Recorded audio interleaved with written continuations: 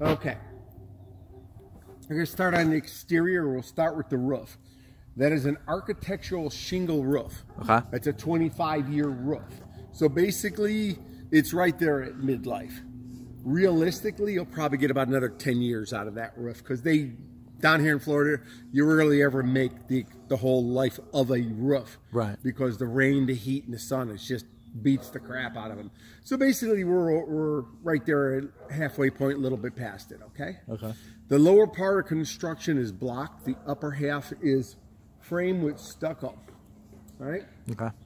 Now, when you come over here, you can see this little nick here in that stucco right there. Yeah. Let's get that patched because small holes turn into large holes and then water gets in there and it starts cracking away the stucco. So that's something that's really simple to take care of. Looks like a baseball or something, or a rock hit that thing up there. So just get that hole patched up, okay? Got it. Okay, that's really about it. There's typical cracks in stucco, nothing out of the ordinary. Everything looks stable here. Paint, yeah, the paint is starting to fade on this house. Unfortunately, builders, their paint, if you're lucky, makes it to 15 years. So you're basically pretty much there. Yeah. Okay? Now, if we come over here to this side of the house,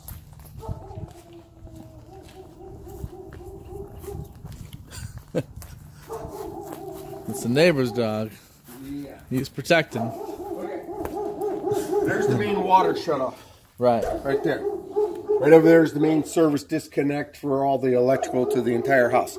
They do that in these newer neighborhoods. Right. For the fire department.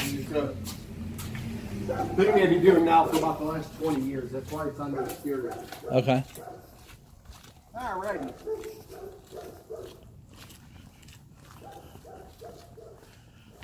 Here's your water heater. This is a 50-gallon natural gas. That's nice. Okay? Yeah. It's working well. You know, manufacturer says 10, 12 years on these things. Gas, they tend to last longer. Okay? Yeah. The plumbing inside the house is CPVC plumbing, which is an acceptable material. Everything looks fine there with the plumbing throughout the house. Okay. Supply lines. Okay. Here's the electrical panel.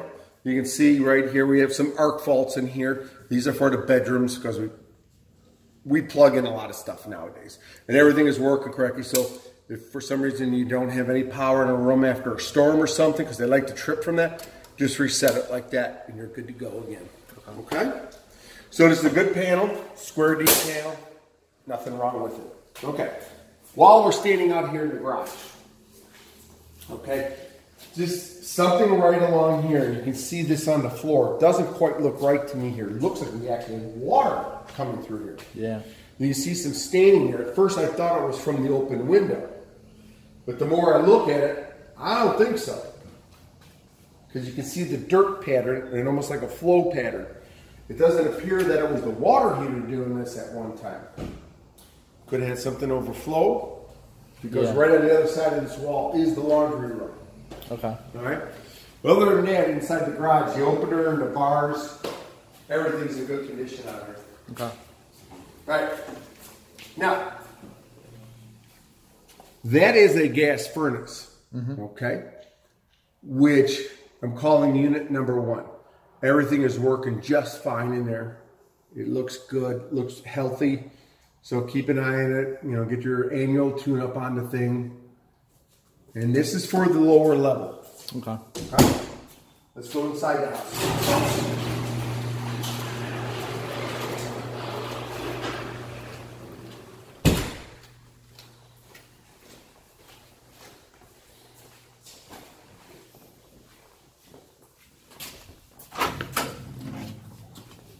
Okay.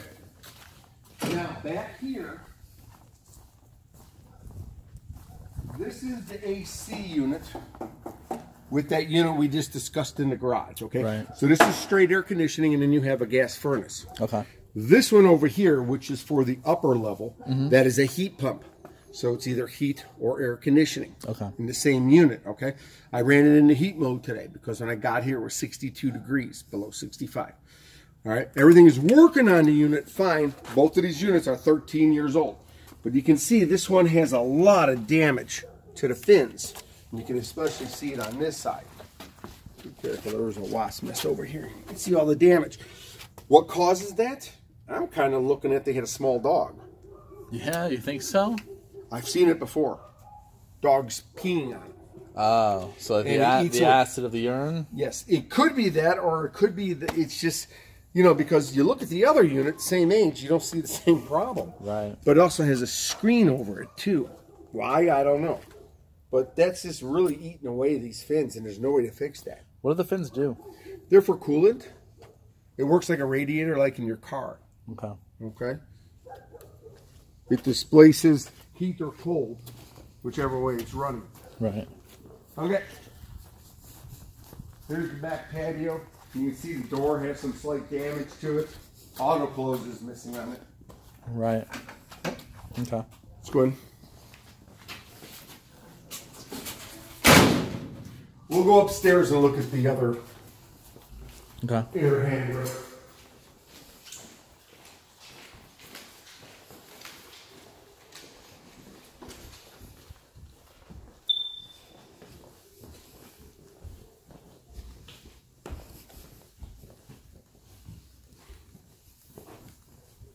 Okay. Here's the air handler for that unit, that last unit we were just looking at. Right. I mean, everything looks fine in here. It's working properly. So, but like I said, it's just all those fins that are damaged out there. Unfortunately, heating and air conditioning guy sees that, he's just going to recommend replacing it. Right. There's no other way around it. Right. He will not try to replace those fins. He might, but I seriously doubt it. Right. I mean, at 13 years, it's almost the end of his life anyway, right? Yeah. A couple of years left. Yeah. Lennoxes are good units, but, you know, they're going to say it anyways. That's the way them guys are. Once they reach a certain age, they're just like replace it. Right. All right, while we're upstairs, I went through all the interior up here, checked all the windows, doors, outlets. Everything is working properly. Okay. We have a few lights that are not working, more than likely bulbs. Right. Seems to be a running theme throughout this house. Plus the smoke detectors all need to be changed. No ifs, ands, or buts about it. Replace them. Right. So, we'll start with the bathrooms while we're up here too. Okay, here's the upstairs hallway bathroom. Ran all the water in here, hot, cold, everything is going just fine in here. No situations, no problems. The main GFI reset for all three bathrooms is in the downstairs bathroom, the half bath. Okay. Which is standard in the industry. They always put it in one bathroom. Right. Okay. Okay. So, here's the master bathroom. Ick. Yeah. Well, that's typical when I usually fill these things up. This thing needs to be really cleaned out. Okay. It's a jetting tub. It is working properly. Now, over here in the toilet area, that's where the panel access is for the equipment. Right. This thing was not installed with a GFI outlet, so I'm recommending having the GFI outlet put in there. It is for safety and for protection, so you don't get shocked. Sure. But everything else is working correctly in here. All the cold, all the hot, everything else is fine. Okay. Just other than burnt out bulbs in here, that's about all that's going on. In here in the master closet, that's how I got up and gained access to the attic. Okay. Everything is fine up in the attic. I didn't see any damage up there, no past leaks. Plenty of insulation. Good.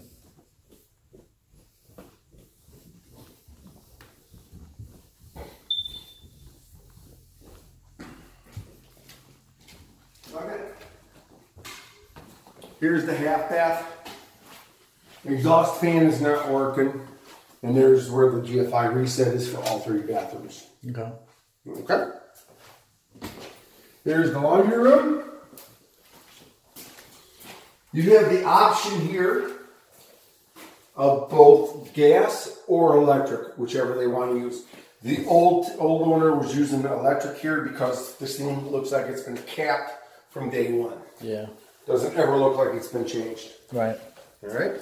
That brings us to the kitchen. Okay.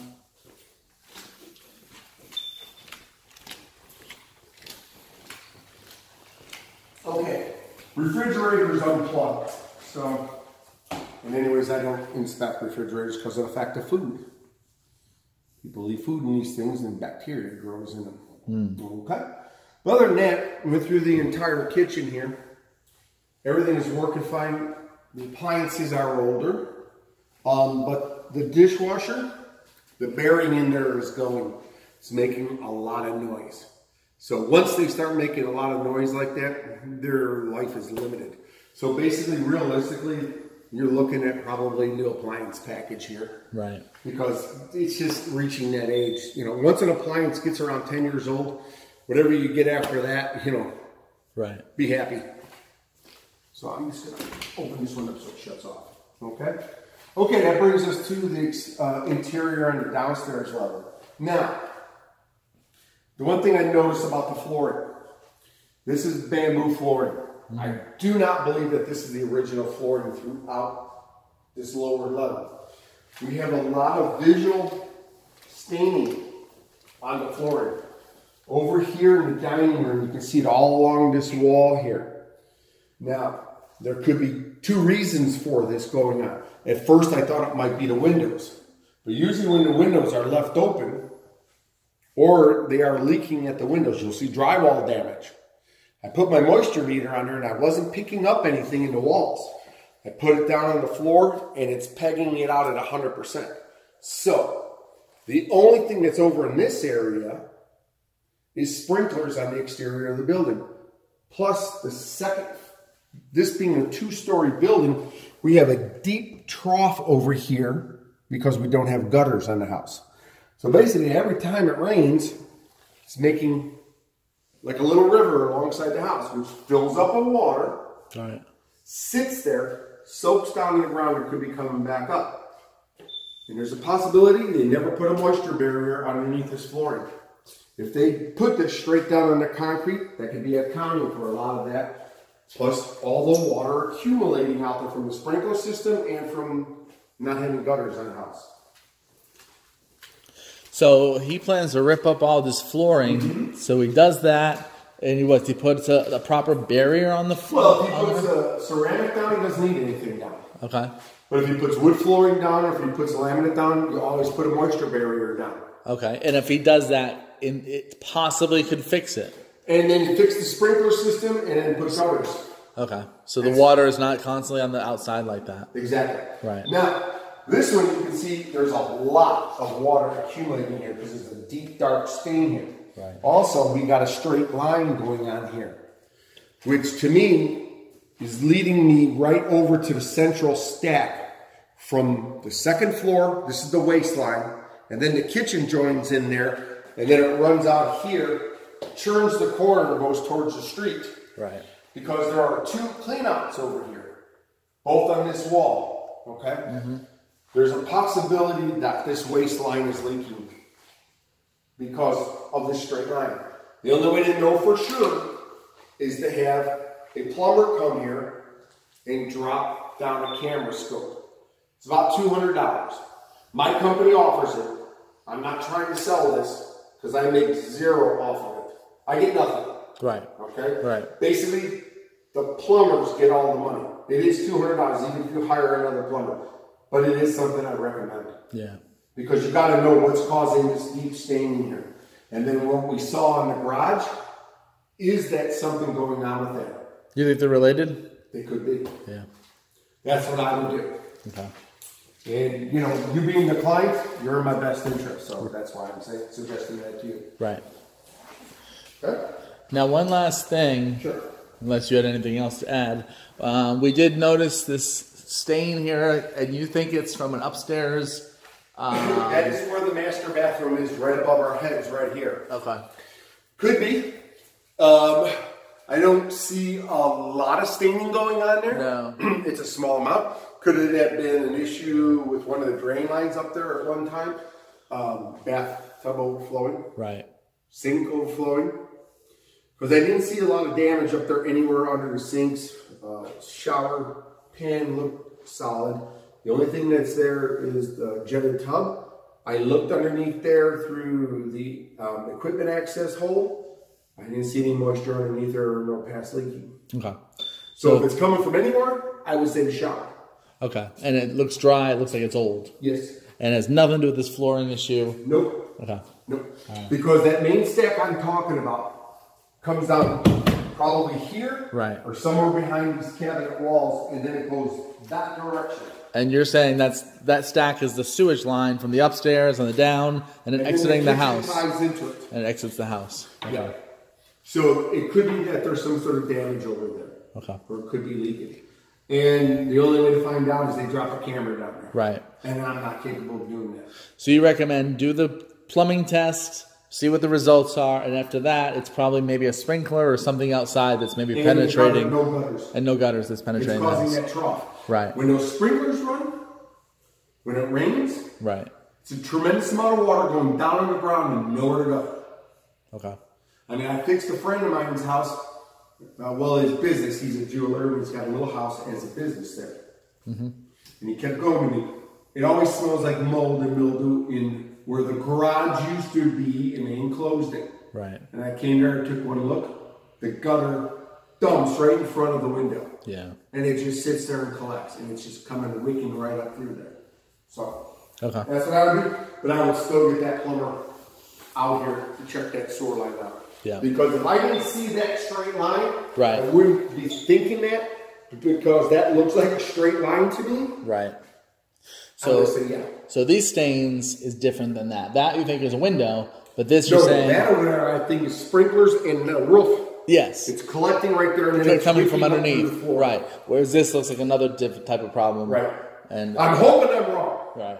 Is there anything else you think it could be other than a sewer? Is there something else that you think maybe it's something? It's not. Nothing else comes to mind? No. Other than a leak? Because of that line. Right. Like I said, if it was just that corner there, I'd say we're having the same issue as the other side. Right. But because I see that line there, and it makes me think it's short. Right. Waistline. And unfortunately, the only way for them to fix that is to trench underneath there. But they got to find where the leak is. Wouldn't they remove the flooring and get down to the concrete and then go through the concrete? Yeah. They can cut the concrete, go right through it. Right. And if they go that route, it's really not as expensive. Right, right. Yeah. And it could be something, it could be the junction there where it's leaking. Yeah. I mean, realistically, you're not going to know until you tear the floor. Yeah. But before I would go that route, I would get a camera in there. Right. And they'll drop it down. I could be wrong, and the stack could be going that direction. And this could just be a slight crack in the foundation, and it's just wicking up through there. Right. Which it could be. That's the only other thing it could be, is just a slight crack in the foundation, not causing a structural defect, just a crack. Right. And how water is, it doesn't matter if it's a 1/16 of an inch, 1/8 of an inch, it'll wick water straight up. And then, like I said, no moisture barrier, just sucks it right up. If it was a crack, could you rip up all the floor and reseal it, and then be fine? What they do is they cut it, they V it out. And then you put an epoxy in there, which seals it. Right. And then you put that moisture barrier down, and you put your new flooring down if it's wood or laminate. But this being bamboo, I got a feeling they never put a moisture barrier down. Okay. All right? All right. Thank you.